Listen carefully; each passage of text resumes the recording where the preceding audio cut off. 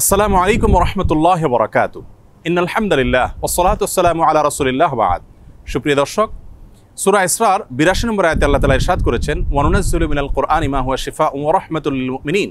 যার অর্থ হলো, আমি কোরআনে কারীমের এমন সব আয়াতসমূহ, সূরাসমূহ নাজিল করি যার মাঝে রয়েছে ঈমানদারদের জন্য আরোগ্য লাভের মাধ্যম এবং তাদের জন্য রহমত তথা আল্লাহর পক্ষ থেকে করুণা। এই আয়াতের ব্যাখ্যা মুফাসসিরদের অনেকেই বলেছেন, এখানে আল্লাহ রাব্বুল আলামিন আত্মিক রোগসমূহ থেকে আরোগ্য লাভের মাধ্যমের কথা বুঝিয়েছেন, অর্থাৎ কোরআনের প্রেসক্রিপশনকে অনুসরণ করার মাধ্যমে মানুষ প্রকৃত মানুষে পরিণত হয়, মানবীয় গুণাবলী অর্জন করে মানুষ আল্লাহ রাব্বুল আলামিনের প্রিয় পাত্রে পরিণত হয়। এর ব্যাখ্যা অনেক মুফাসসিররা এও বলেছেন যে এর মাধ্যমে আল্লাহ রাব্বুল আলামিন আত্মিক রোগসমূহ থেকে মুক্তির পাশাপাশি শারীরিক যে রোগসমূহ আছে সেগুলো থেকেও মুক্তির পথ আল্লাহ রাব্বুল আলামিন আমাদেরকে বাতলে দেন। সেগুলোকে আবিষ্কার করে খুঁজে বের করে যথাযথভাবে আমল করার মাধ্যমে উপকৃত হওয়াটাই হলো আমাদের জন্য মূল বিষয়। আজ আমরা কোরআনে কারীমের এমন একটি সূরা আপনাদের সঙ্গে শেয়ার করতে চাই যে সূরার অপর নামই হলো সূরাতুশ শিফা বা আরোগ্য লাভের সূরা। আর সেই সূরা হলো আমাদের সকলেরই অতি পরিচিত সূরাতুল ফাতিহা।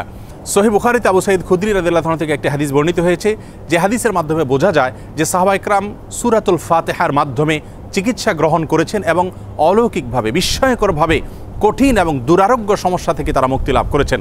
তখন নবী করিম সাল্লাল্লাহু আলাইহি সাল্লাম বিষয়টি জানতে পারার পর তাকে বলেছিলেন, ওমা ইউদরিকা আন্নাহা রুকিয়া, তুমি কিভাবে জানলে যে সূরা ফাতিহা এটি রুকিয়া বা সকল রোগ থেকে শেফার একটি মাধ্যম। এজন্য এই সূরা সম্পর্কে উলামায়ে কেরাম বলে থাকেন যে সূরা ফাতিহার মাধ্যমে যে কোনো রোগ বালাই থেকে, যে কোনো বিপদ আপদ থেকে, যে কোনো অসুখ বিসুখ থেকে মুক্তি লাভের মাধ্যম হিসাবে আমরা এটিকে ব্যবহার করতে পারি। সূরা ফাতিহা এ সম্পর্কে ইমাম ইবনুল কাইয়িম রাহিমাহুল্লাহ তিনি বলেছেন, এই সূরাটিকে বারবার আমি আমল করে দেখেছি। আমার জীবনে যখনই কঠিন কোনো ব্যথায় আমি আক্রান্ত হয়েছি, কাতর হয়েছি, তখনই এই সূরা পাঠ করে ফু দিয়ে সে ব্যথার জায়গাকে মুছেছি। আল্লাহ রাব্বুল আলামিন বিস্ময়করভাবে, অলৌকিকভাবে আমাকে সুস্থতা এবং আরোগ্য দান করেছেন। আমি ব্যক্তিগতভাবে আমার কথা বলতে পারি যে আমার বাসায়, পরিবারে আমার বাচ্চাদের যখন কোনো অসুখ বিসুখ হয়েছে, কখনো কোনো সমস্যা দেখা দিয়েছে, তৎক্ষণাৎ আমি সূরা ফাতিহা পাঠ করে তাদেরকে ফু দিয়েছি, তাদের শরীরে মুছেছি এবং সঙ্গে সঙ্গে আল্লাহ রাব্বুল আলামিন বিস্ময়করভাবে আমাকে উপকারিতা দিয়েছেন। আর এরকম ঘটনা আমার জীবনে 2-4 বার নয়, বরং অগণিতবার ঘটেছে। এজন্য সূরা ফাতিহা এটিকে যদি কেউ যথাযথভাবে আমল করতে পারেন, সে আস্থা এবং বিশ্বাস আল্লাহ তাআলার প্রতি থাকে, তাহলে সেক্ষেত্রে অবশ্যই এর মাধ্যমে যে কোনো দুরারোগ্য ব্যাধি থেকে পর্যন্ত আমরা আরোগ্য লাভের মাধ্যম হিসাবে এটিকে ব্যবহার করতে পারি। হাদিসে কুদসিতে আল্লাহ রাব্বুল আলামিন বলেছেন, আনা ইনদা যান্নি আবদি বি, বান্দা আমার প্রতি যেমন ধারণা করবে আমি তার প্রতি সেরূপ আচরণ করব। অতএব পরিপূর্ণ আস্থার সাথে, বিশ্বাসের সাথে যদি কেউ যে কোনো অসুখ বিসুখ থেকে, যে কোনো ব্যাধি থেকে মুক্তি লাভের জন্য সূরা ফাতিহাকে পাঠ করেন, সেটি পাঠ করে কোনো পানিতে, তেল ইত্যাদিতে ফু দিয়ে সেটি যদি ব্যবহার করেন, প্রয়োগ করেন, অথবা শরীরের কোনো জায়গায় অসুখ দেখা দিলে এটি পাঠ করে যদি ফু দেন সেই জায়গায় বা মোছেন, ইনশাআল্লাহ বিইذনিল্লাহ আল্লাহ তাআলা তাকে ওই রোগ থেকে মুক্তি নসিব করবেন। এবং এটি হাজারো লাখো উলামায়ে কেরাম এবং ঈমানদারদের পরীক্ষিত একটি আমল। আমরা এই আমলটি যে কেউ করতে পারি। আমরা অনেকে মনে করি এই সমস্ত সূরার মাধ্যমে আরোগ্য লাভের জন্য বোধহয় কোনো মুত্তাকি পরহেজগার মানুষ দিয়ে এগুলো পাঠ করাতে হয়। মূলত আমরা যে কোনো মুসলমানই এটিকে আমল করতে পারি এবং এর মাধ্যমে আরোগ্য লাভের চেষ্টা করতে পারি। আল্লাহ রাব্বুল আলামিন আমাদের সকলকে কোরআনে কারীমকে সব দিক থেকে আমাদের অনুকরণীয়, অনুসরণীয় গ্রন্থ হিসাবে গ্রহণ করার তৌফিক দান করুন। কোরআনে কারীমের সকল প্রেসক্রিপশনগুলো মেনে আমাদের জীবনকে আলোকিত করার তৌফিক দান করুন এবং কোরআন থেকে শেফা গ্রহণ করে আরোগ্য লাভ করে আল্লাহ তাআলার প্রতি আমাদের ঈমানকে আরও বৃদ্ধি করার তৌফিক দান করুন।